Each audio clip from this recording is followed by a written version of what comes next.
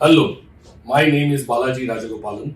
I lead the global automation practice for Sogeti, and I also lead the go-to-market initiatives for One Deliver. Today, you're joining me in this episode of Sogeti's Got Talent, and I'm going to touch upon a topic which is very close to my heart: hyperautomation. Is it hype or is it reality? Gartner introduced the word hyperautomation into our vocabulary somewhere in 2019, just before the pandemic struck us. And many customers have been curious to understand, is hyperautomation a hype? Is it a reality? Is it something which we see day to day happening? Are enterprises adopting hyperautomation? And all of these questions. Today, we are going to go one level deeper and try and understand how hyperautomation can make a difference to your enterprise. Hyperautomation is there to stay. Hyperautomation is a reality, and the faster organizations adopt hyperautomation, the better it is for them to get on this journey of digital transformation. With this, I would like to move forward to the next stage of my presentation. As we see hyperautomation develop and pick up pace in this digital world, we also see that there is a significant amount of misconceptions around what is hyperautomation. Today, we're going to talk about what is hyperautomation, conventional RPA and its limitations, some of the key innovations with hyperautomation, what does the hyperautomation ecosystem look like. Of course, we'll touch upon some case studies and then end with how Sogeti can help. Now, what exactly is hyperautomation? Hyperautomation, in my view, is the convergence of multiple technologies which help our customers on their path to digital transformation. It is not one single technology or one block of technology. It is, in my mind, it's like a confluence of AI, machine learning, deep learning models. You have to have a robust automation tool framework. It brings in automation orchestration. There is also the low-code, no-code platform which comes into play in hyperautomation. And the most significant part is the process mining capabilities which all the tool vendors are now developing. So when these technologies are brought together in a single framework of fabric, what we get is hyperautomation at its core. Hyperautomation essentially means innovate faster, automate faster, and deliver on your goals in a very seamless manner without having to switch between siloed systems. We'll go on to the next part of my presentation. Now, let's go slightly deeper into what is hyperautomation. Last couple of minutes, we've been talking about how AI influences hyperautomation, how it constitutes a fundamental principle of hyperautomation. Let's talk a little bit about who are the top 5 vendors and what are they doing in the hyperautomation space. UiPath is one of our core partners with whom we work very closely. Blue Prism, Automation Anywhere, Microsoft, and IBM, to name a few. These are all pioneers, I would say. UiPath, of course, and Automation Anywhere lead the entire automation RPA space, and they are followed very closely with the bigger rivals like Microsoft and IBM, who have gone ahead with some acquisitions to help in the hyperautomation journey. Now, all of them are investing heavily in integrating AI into their automation framework. To give you an example, some of the key RPA vendors are now building in smart recognition capabilities or intelligent character recognition capabilities. Some of the vendors are bringing in AI models to play, where, for example, you do not need to define whether the underlying document is an invoice or whether it's a customer billing statement. And you once you have templatized this process, you will find that the engine picks it up and it no longer is a robotic series of steps which cannot decide for itself and which needs human intervention. It can now go one step further and figure out, oh, I am now dealing with customer receipt. Oh, I'm now dealing with a bank reconciliation, or I'm dealing with a machine, in a factory and the maintenance card or a job card of that. All of this can now be orchestrated using AI in the automation framework. Next important part which you will find relevant is the ability to build orchestration into your automation. What we mean by orchestration is there are, of course, all of you are aware that there are attended and unattended bots, but we don't just stop with that. There is a question of how you leverage your automation. How do you make it run? How many times in a day do you want it to run? What happens if the bot stops at a certain point? How is your error handling mechanism? And all of these will come into play with your orchestration. Now, a single pane of glass is very important concept in automation. The reason is, as a CIO, I would like to see what my automation journey looks like. I would like to see my automation assets. How are they deployed? How are they performing? Is there any way in which we can mitigate some of the disasters or some of the challenges we find? Is there a way to do a better deployment model of that?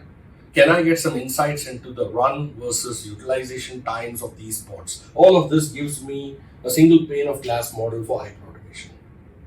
Bringing machine learning models to improve your reliability and accuracy helps us in a multiple ways. Machine learning at its core is supposed to hasten and fast track what humans cannot do. It is using the power of supercomputing or computing to derive models which can then help us get better insights and better awareness of what my processes are looking like.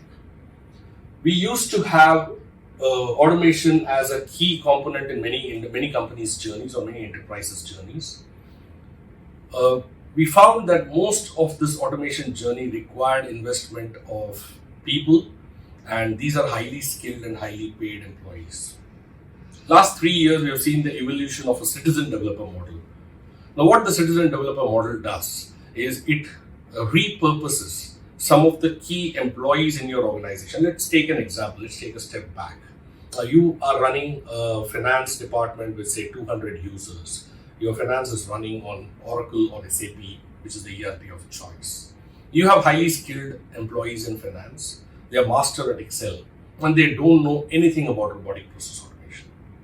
Now, with the low-code and no-code technologies which are being used and the self-learning mechanism available, you can now extrapolate the power of these 200 users into a citizen developer model.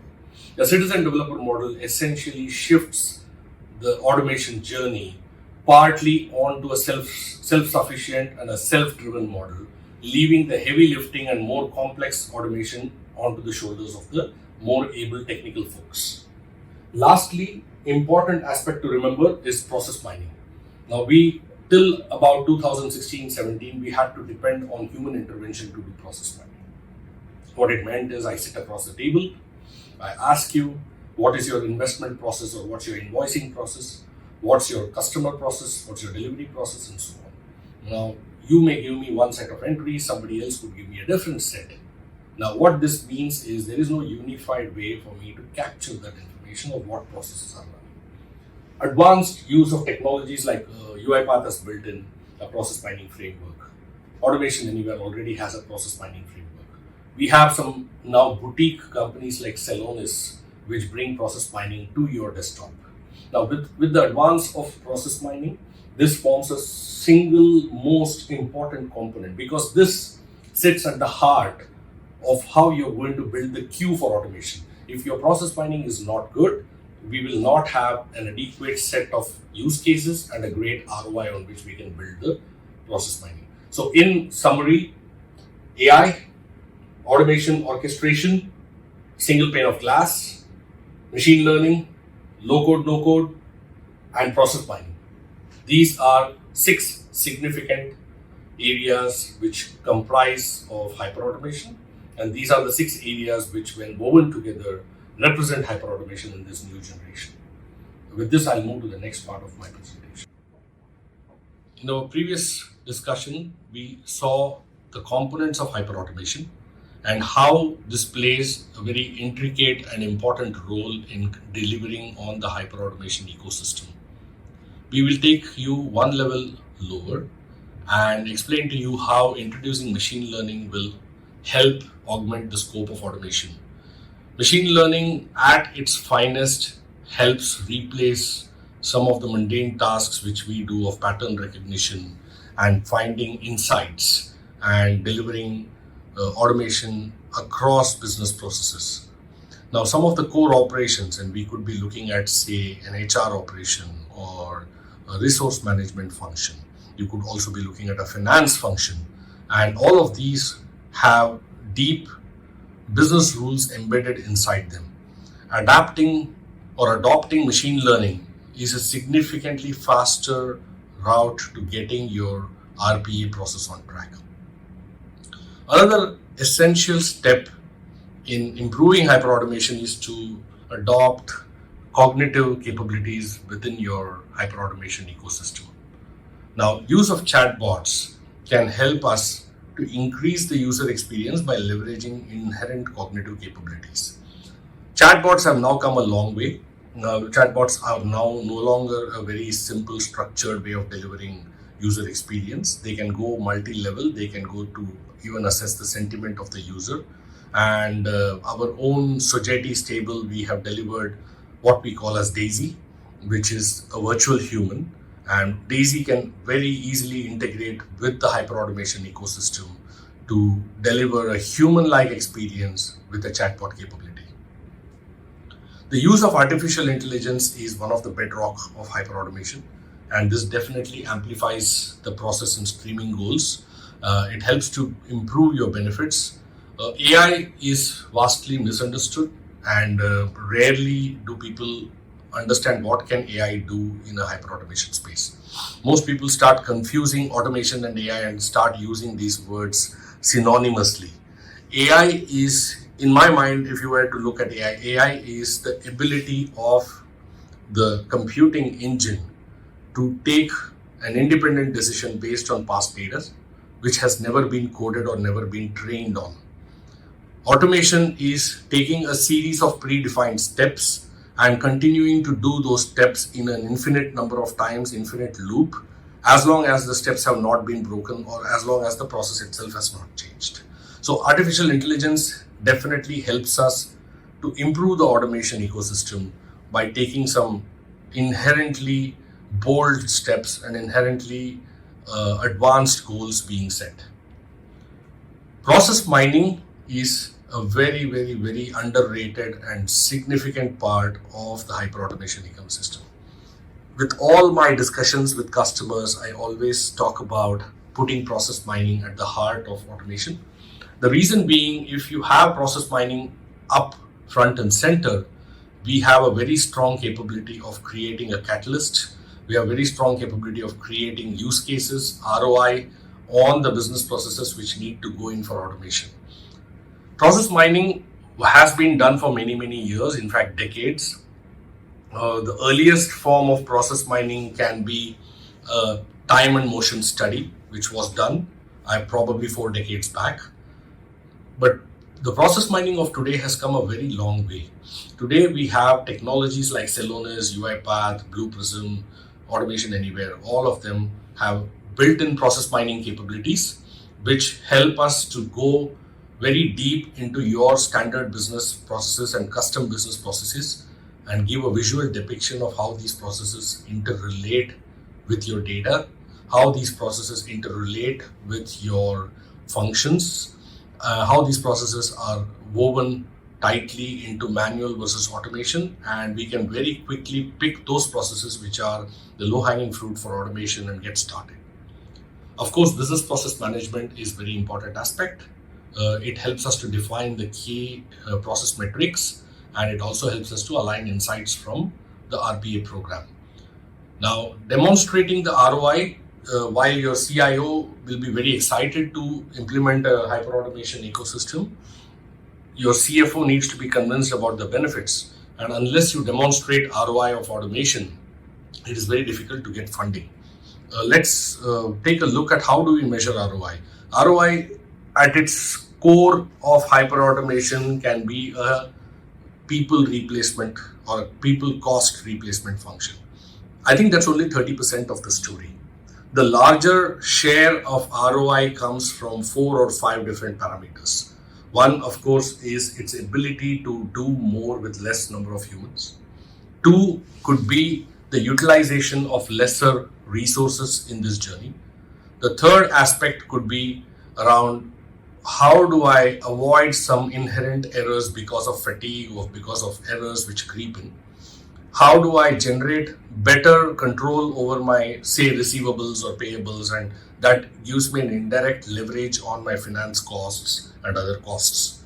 And lastly, it has to do with the well-being of the employees. If when I take away the mundane activities and get that replaced by automation, it helps the employees to do much better, and it helps them to do significantly faster process automations.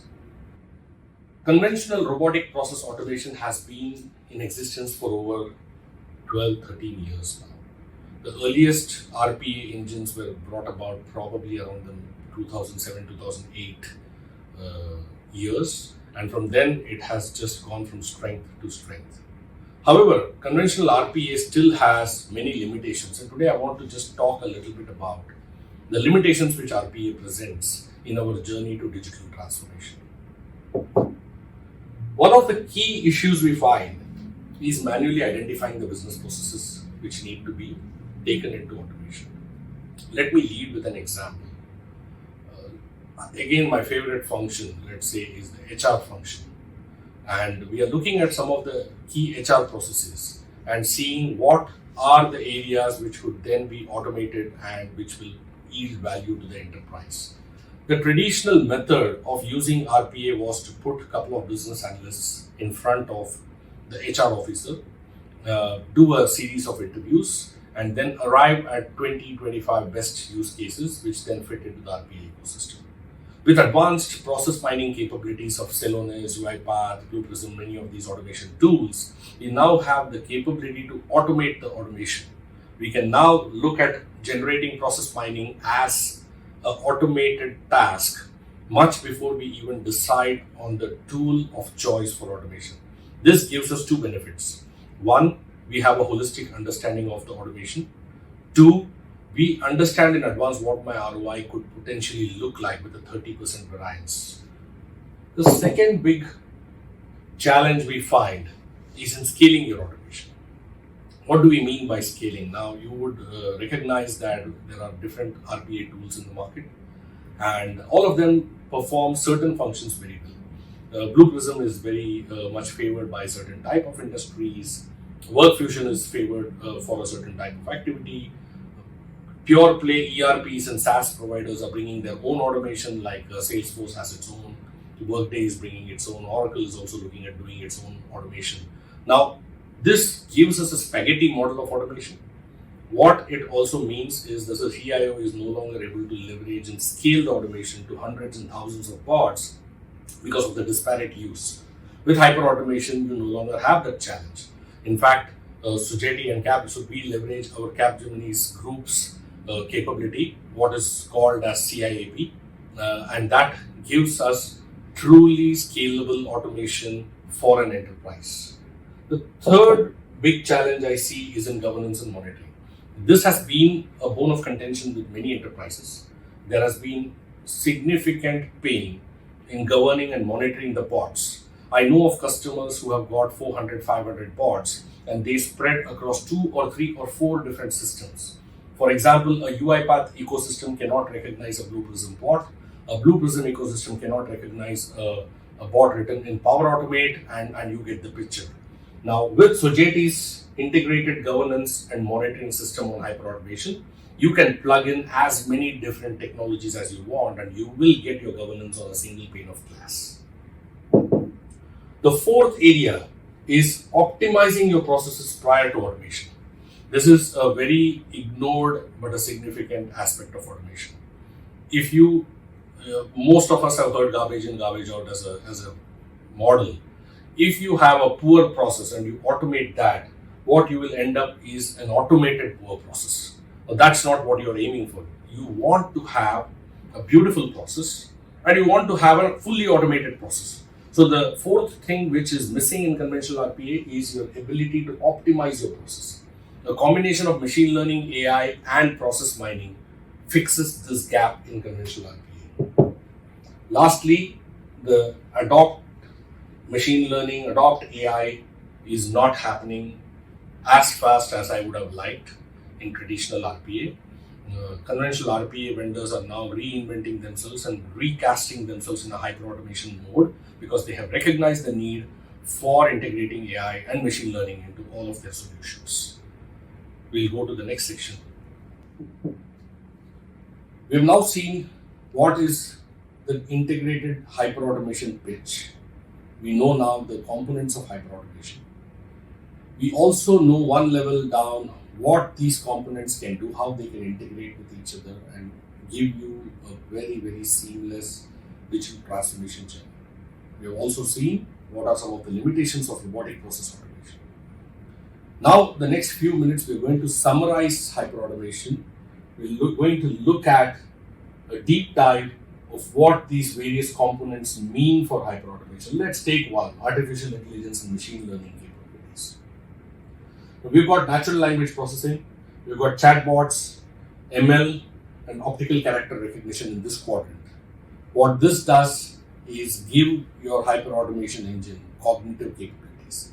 It gives you the ability to go at scale within your enterprise and apply machine learning models which can now work for your enterprise and which can now start identifying some of the inefficiencies and close those out. Automation. This is the backbone of hyperautomation. It has to be a cloud-first model. We at OneDeliver pride ourselves on being the first to have a truly integrated cloud-ready offering around hyperautomation. You have unattended bots which can be orchestrated. Sogeti has got a fantastic bot monitoring solution ready on cloud, which you can use if you have a hybrid ecosystem, which many customers I see having. They have Automation Anywhere bots, they have UiPath bots, they have some Power Automate chat bots running, and they also have a Google Dialogflow or Twilio and such other interactive devices running throughout their enterprise. A bot monitoring solution helps you get a single pane of glass view of your entire RPA ecosystem. The workforce engagement gives you better collaboration. You can upskill your employees. This helps to retain talent within the organization. If you have a finance function or an HR function, you may end up losing some of these employees to other talent seekers in the market. By launching a citizen developer program, you're now empowering your employees to get in charge of their automation journeys and destinies. You're revolutionizing the way a finance user or an HR user looks at automation and says, hey, I can now do automation and it's not something which I need some techies to do for myself. The low-code development is a very, very disruptive force in the industry. It's a key metric you can use to see how much penetration of automation has happened within your processes. And I would strongly recommend companies to look at the citizen developer program. The automation process discovery tools which we spoke about helps identify what are the processes you can automate. It is, I would say, an automated way of looking at processes, mining those, using task mining to the next level to get to the nuts and bolts or get to the heart of the engine and identify key opportunities for your organization. So if you look at all of this together, I think you will be able to identify what is needed in your automation journey. I'm not saying that every company has to start with everything. There are companies which start with discovery, then go on to citizen developer, then go on to orchestrator, then go on to OCR, ICR and stuff. There are companies which start the other way.